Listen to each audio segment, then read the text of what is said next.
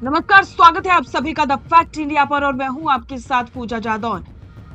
भारत के लिए एक बेहद चिंताजनक खबर है और ये खबर है भारत के समुद्री सुरक्षा को लेकर के। क्या सच में बांग्लादेश ने भारत की पीठ में छुरा घोंप दिया है और चीन के साथ जाकर के हाथ मिला लिया है? क्या अब चीन भारत पर नजर रखने वाला है?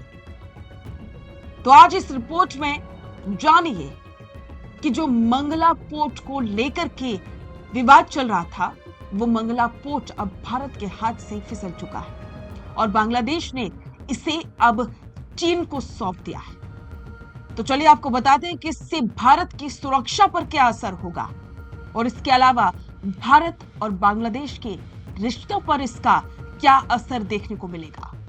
तो मंगला पोर्ट साल 2015 में भारत को अलॉट हुआ था, वो पूरी तरह से भारत के हाथ से निकल चुका है। बांग्लादेश की नई सरकार ने इस रणनीतिक पोर्ट को अब भारत के धुर विरोधी यानी कि चीन को सौंपने का फैसला कर लिया है। आखिरकार बीजिंग के दौरे पर गई बांग्लादेश के नए पीएम तारिक रहमान ने क्या खेल खेला है, आइए विस्तार से समझते हैं। बांग्लादेश के नए प्रधानमंत्री तारिक रहमान ने बीजिंग का दौरा किया और इस मंगला पोर्ट को चीन को सौंपने के मसौदे पर दस्तखत कर दिए। बांग्लादेश के इकोसिस्टम जोन बागेरहाट में 110 एकड़ जमीन पर इस मंगला पोर्ट को डेवलप किया जा रहा था। अब इस पर चीन की सरकारी corporation civil engineering construction corporation Bangladesh economic zones authority के साथ मिलकर के काम करेगी। दरअसल बांग्लादेश के पूर्ववर्ती मोहम्मद यूनुस की अंतरिम सरकार ने साल 2025 में ही भारत के साथ इस करार को रद्द किया था, जिसके बाद से ही वे नए पार्टनर की तलाश में थे। हालांकि भारत ने इस पोर्ट और पास के मीर सराय इकोनॉमिक जोन को डेवलप करने के लिए बाकायदा लाइन ऑफ क्रेडिट की पेशकश भी की थी, लेकिन बांग्लादेश ने चीन का हाथ थामना बेहतर समझा। मंगला पोर्ट भारतीय सीमा से सिर्फ 80 किलोमीटर की दूरी पर है। यहाँ चीन की मौजूदगी का सीधा मतलब है कि भारत की सुरक्षा में बड़ी सेंध है।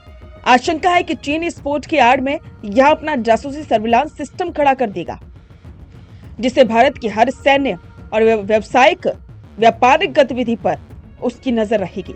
भारत ने मंगला पोर्ट के जरिए इंडोनेशिया, वियतनाम, थाईलैंड और कंबोडिया जैसे दक्षिण पूर्वी देशों के साथ व्यापार बढ़ाने का एक बड़ा रोडमैप तैयार किया था। भारत का मकसद अपनी कोलकाता पोर्ट पर ट्रैफिक का बोझ कम करना भी था, जो अब अधर में लटक गया है। चीन अपने बेल्ट एंड रोड इनिशिएटिव के तहत बंगाल की खाड़ी में लगातार अपने पैर पसार रहा है। श्रीलंका के बाद अब बांग्लादेश में पैर जमाकर के चीन हिंद महासागर से लेकर के अफ्रीका तक अपनी पकड़ मजबूत करना चाहता है। चीन ने बांग्लादेश को इस समझौते के बदले एक बड़ा लालच दिया है। चीन ने आश्वासन दिया है कि वो बांग्लादेश को ब्रिक्स और एससीओ जैसे बड़े वैश्विक संगठनों में एंट्री दिलवाएगा, यानी कि कूटनीतिक मदद के नाम पर चीन ने बांग्लादेश की जमीन का सौदा कर लिया है। वैसे तो पड़ोसियों को बदलने का ऑप्शन भारत के पास नहीं है, या यूं कहें किसी भी देश के पास नहीं है, लेकिन अब जरूरी है रणनीति बदलने की। अब सवाल यहां पर यह है कि क्या भारत बांग्लादेश के खिलाफ कोई सख्त कदम उठाएगा, ये देखने वाला होगा। तो इस पर आपके विचार कमेंट बॉक्स में साझा करें और बने रहें द फैक्ट इंडिया के साथ। बेहतरीन पॉडकास्ट सेटअप्स, शानदार चैनल रीच, जबरदस्त सोशल मीडिया प्रेजेंस के साथ द फैक्ट इंडिया के जरिए बढ़ाइए अपना व्यापार।